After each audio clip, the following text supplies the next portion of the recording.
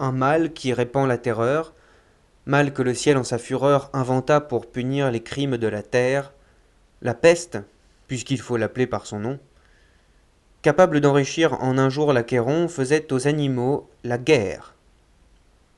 Ils ne mouraient pas tous, mais tous étaient frappés. On n'en voyait point d'occupés à chercher le soutien d'une mourante vie. Nul mets n'excitait leur envie. Ni loup, ni renard n'épiaient la douce et l'innocente proie. Les tourterelles se fuyaient. Plus d'amour, partant plus de joie. Le lion tint conseil et dit : « Mes chers amis, je crois que le ciel a permis pour nos péchés cette infortune.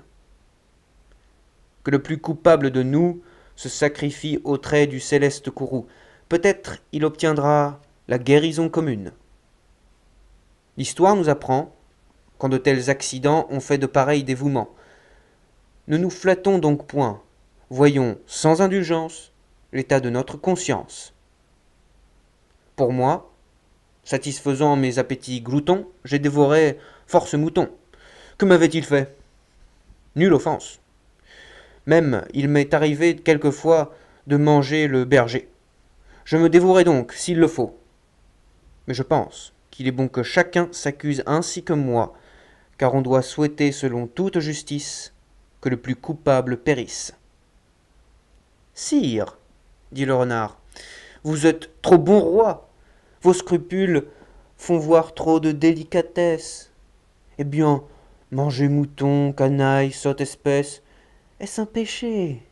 Non, non. Vous leur fîtes, Seigneur, en les croquant beaucoup d'honneur. Et quant au berger, l'on peut dire qu'il était digne de tout mot, étant de ces gens-là qui sur les animaux se font un chimérique empire. Ainsi dit le renard, et flatteur d'applaudir. On n'osa trop approfondir du tigre, ni de l'ours, ni des autres puissances les moins pardonnables offenses. Tous les gens querelleurs, jusqu'au simple matin, au dire de chacun, étaient de petits saints. L'âne vint à son tour et dit : « J'ai souvenance qu'en un près de moi ne passant, la faim, l'occasion, l'herbe tendre et, je pense, quelque diable aussi me poussant, je tondis de ce près la largeur de ma langue. Je n'en avais nul droit, puisqu'il faut parler net. » À ces mots, on cria haro sur le baudet. Un loup quelque peu clair prouva par sa harangue qu'il fallait dévouer ce maudit animal, ce pelé, ce galeux, d'où venait tout leur mal.